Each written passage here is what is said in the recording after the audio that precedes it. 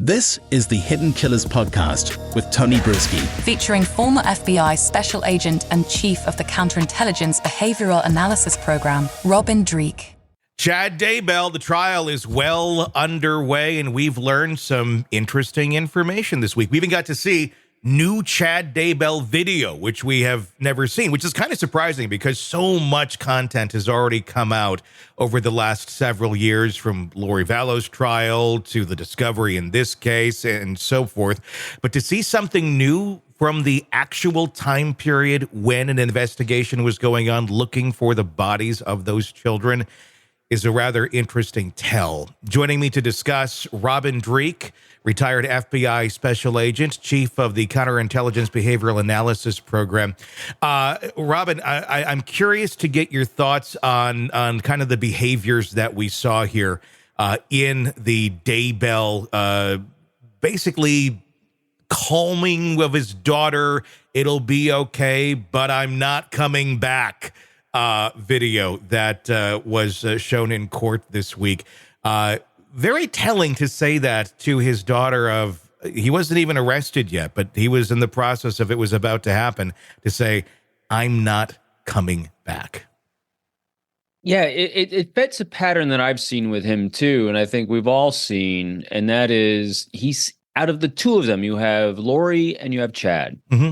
Lori, from my observation, seems to be the charismatic mastermind that I think their defense is going to use, that pushed him over the ledge of doing stupid, crazy, heinous acts.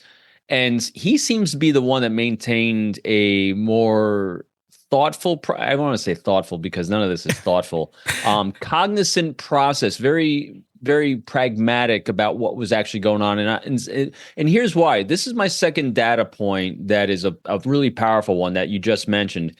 He said, "I'm not coming back." So that is someone who's not living inside their own delusion. That's someone who seems to be extremely aware of the reality of the world around him, unlike Lori, who had completely oblivious to reality.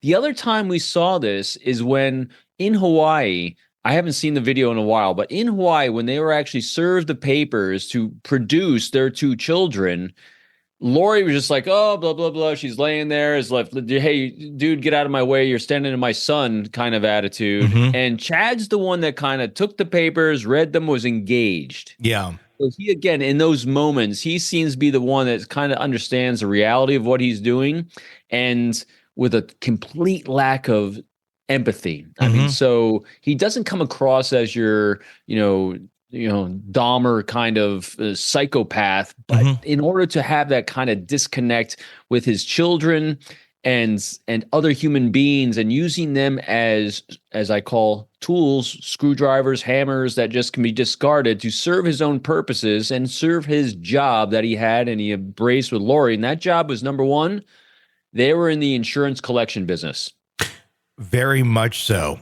And that's it. So he seemed to be one acting it all out, and she was the charismatic wackadoo, in my technical terms. And it makes me wonder, I mean, he does that right there where he said, "I'm not coming back." That really kind of does show that he was conscious of what was going on, what the repercussions would be if he got caught. Lori, I don't know that she really was grasping that, or if she did, she felt it was justified in some way, shape, or form.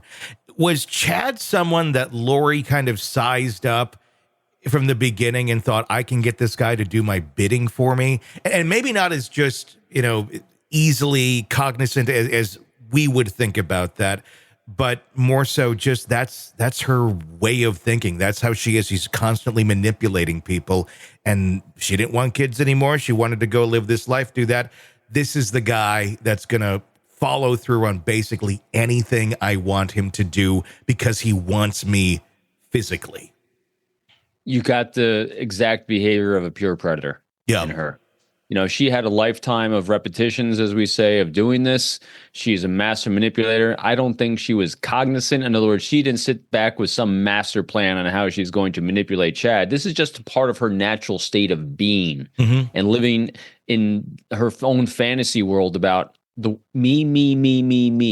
that high level of narcissism, that high level of psychopathy. Again, I'm not licensed on these things, but we can see these behaviors. If we Google them, we can actually see this is exactly what she was doing as a natural state of who she was.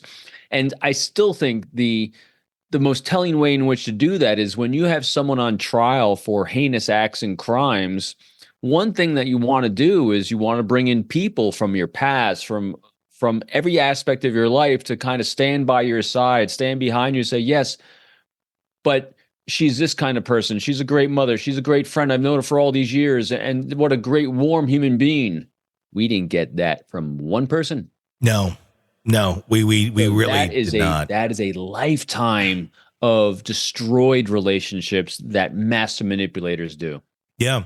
I mean, she bounced from one husband to the next, and some were dead, and some don't even want to like come forward and even say like, yes, I was with Lori Vallow, and they're out there. There's actually, I think we've heard like little bits and pieces here and there where it's like, yeah, I'm that guy. Just leave me alone, please. But it would be very interesting, I think, to have a conversation with some of those people that are still alive that did have an intimate relationship with her, that was in that partner type role, to hear just how nutty that must have been. Obviously not to the level of murder, because they're still around, but what drove them to say, this is it, I got to get out of this thing? So it's a great hypothetical question, a great conversation to have with those people. I think you'd be challenged to do that for a few reasons. One, the ability, and this is why we haven't seen them most likely, is because these people are living probably with a lot of shame that they got duped. Mm-hmm. And anytime you feel like you've been manipulated and taken advantage of, our natural state of being is to cringe at ourselves and our own behaviors. Like, how could I be so dumb? How could I be so blind? And the way in which good, healthy human beings get out of those situations is to have what Lori and Chad didn't have, obviously, is a loving critic, as I've often said, is someone who can be objective for us, that comes in, swoops in and says, hey, dummy, what are you doing with crazy? Mm-hmm. And so it's that kind of aha moment when someone can kind of snap reality into your face. And if you're not in your own delusion and they didn't suck you too far in, you can kind of then pull back, get out, and save yourself with others. And then when the reality of what you were doing and what you got caught up in hits you, you tend to feel a lot of shame, a lot of remorse, a lot of guilt, a lot of all these things, because you're now hitting recovery mode. Sure. Basically being addicted to crazy. Yeah. Because that's what she is. Want to listen ad-free? Want advanced access to all of our interviews before anyone else? Become a True Crime Today Premium Plus subscriber on Apple Podcasts. You get every episode commercial free, so you can binge on true crime until you can binge no more. Search True Crime Today Premium Plus on Apple Podcasts now, or go to our podcast page and sign up now. More of the Hidden Killers podcast next.